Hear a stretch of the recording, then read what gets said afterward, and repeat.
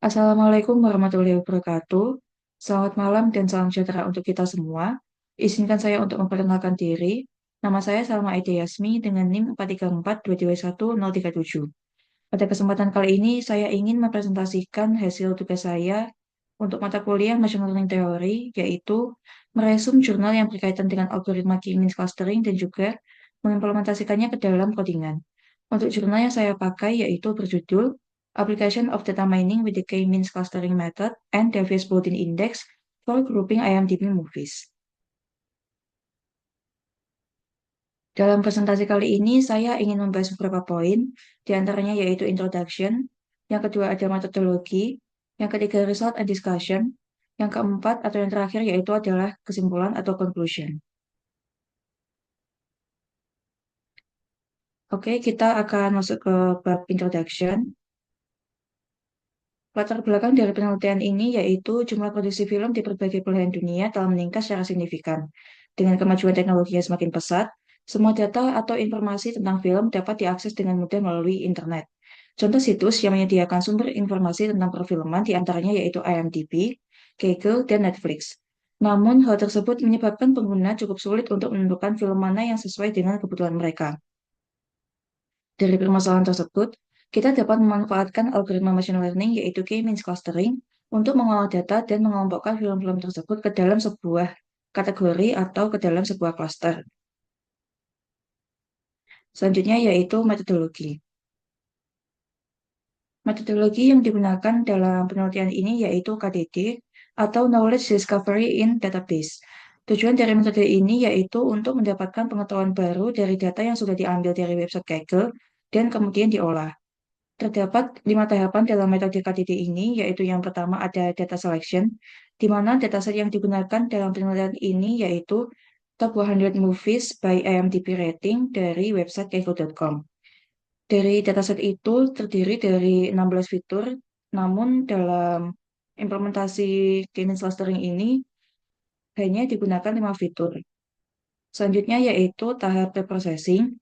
Pada tahap preprocessing dilakukan untuk menghilangkan inkonsistensi dan duplikasi yang dapat menurunkan kinerja dari algoritma machine learning itu sendiri. Tahapan selanjutnya yaitu transformation, yaitu sebuah proses yang dilakukan untuk memastikan data sesuai untuk diolah.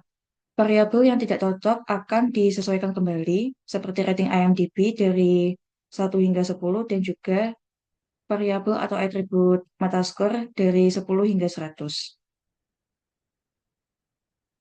Untuk tahapan selanjutnya ada data mining, yaitu dataset yang telah dikumpulkan tadi akan diolah menggunakan algoritma machine learning K-means clustering, yaitu sebuah algoritma yang dapat mengelompokkan data menjadi beberapa klaster berdasarkan kesamaan dan juga perbedaan antar datanya. Selanjutnya, tahap terakhir atau yang kelima yaitu evaluation atau interpretation, yaitu adalah sebuah proses penerjemahan hasil pola dari data mining dan pola tersebut akan ditampilkan ke dalam sebuah visualisasi data sehingga akan lebih mudah untuk dipahami. Selanjutnya yaitu bab result and discussion. Pada bab ini saya melakukan implementasi algoritma k-means clustering dengan menggunakan dataset yang telah saya temukan di website Kaggle tadi. Pada bab ini ditemukan perbedaan yang cukup signifikan antara hasil implementasi saya dengan jurnal yang saya temukan. Hal itu dapat terjadi karena ada perbedaan dari jumlah data yang saya gunakan dalam implementasi ini dan juga perbedaan pada proses preprocessing. Sehingga hal tersebut menghasilkan tingkat akurasi dan juga hasil clustering yang berbeda antara implementasi dan juga jurnal. Untuk tahapan yang pertama ada data collection. Berdasarkan dataset yang saya gunakan yaitu Top 100 Movies by IMDb Rating yang saya ambil dari website kiko.com. Dataset tersebut memiliki total 1000 record data dengan 16 fitur atau atribut di dalamnya. Fitur-fiturnya diantaranya yaitu ada poster link, series title, release year, dan juga fitur-fitur yang lain yang telah saya tampilkan di slide PPT ini. Berikut ini adalah output dari hasil import data dan juga print data dari dataset Top 100 Movies by IMDb Rating yang saya ambil dari website Kaggle. Selanjutnya yaitu tahap preprocessing. Pada tahap ini saya melakukan pengolahan data sebelum saya implementasikan algoritma K-means clustering. Hasil dari tahap ini, diketahui bahwa dataset mentah yang saya peroleh dari website kaggle.com masih tidak normal atau masih kurang bersih untuk kemudian saya olah menggunakan algoritma K-means clustering. Sehingga dari hal tersebut, saya perlu melakukan penanganan atau handling untuk menormalkan kembali dataset tersebut. Hasil dari tahap ini akan menentukan akurasi clustering. Sejumlah handling yang saya lakukan diantaranya yaitu menghilangkan karakter min pada fitur runtime, kemudian mengubah sejumlah atribut yang semula bertipe objek menjadi numerik agar memudahkan algoritma k-means clustering dalam memproses data. Selanjutnya, menghilangkan missing value yang ditemukan di beberapa fitur seperti runtime, metascore, dan juga fitur gross.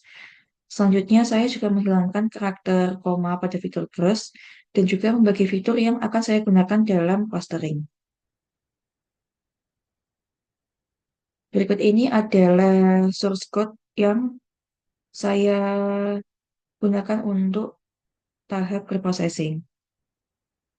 Dan selanjutnya ini adalah output dari source code yang saya tampilkan sebelumnya. Selanjutnya yaitu tahap clustering, di mana pada tahap ini dalam menentukan nilai K atau jumlah dari sebuah cluster, kita dapat menggunakan algoritma dari library sklearn yaitu k-means atau library k-means. Untuk menentukan jumlah cluster yang optimal, pada penelitian ini saya menggunakan dua metode yaitu metode elbow dan juga metode Davies Bowden Index. Berikut ini adalah source code dari dua metode yang saya gunakan, yaitu metode elbow di sebelah kiri dan juga metode Davies Bowden Index di sebelah kanan.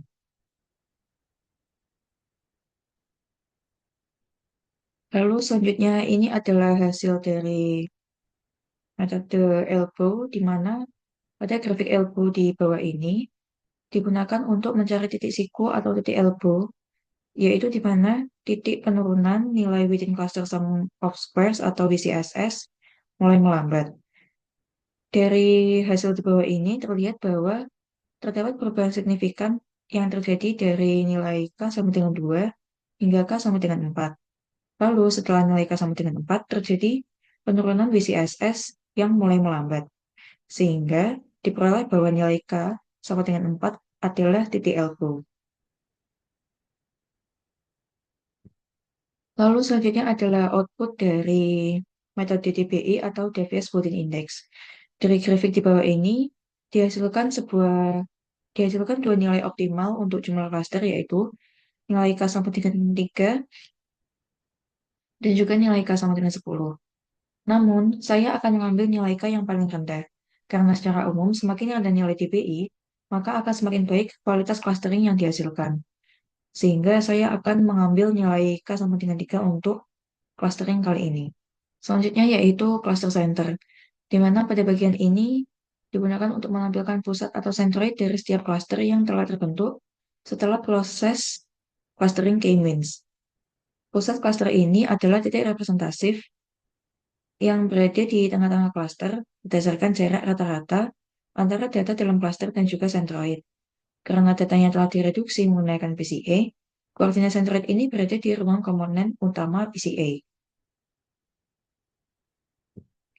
Selanjutnya yaitu silhouette score.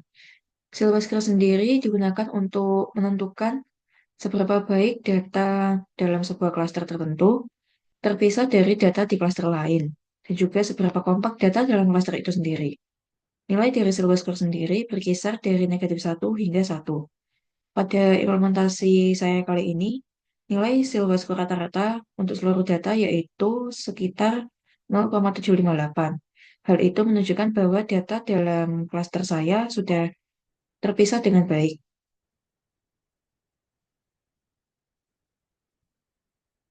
Selanjutnya yaitu scatterplot.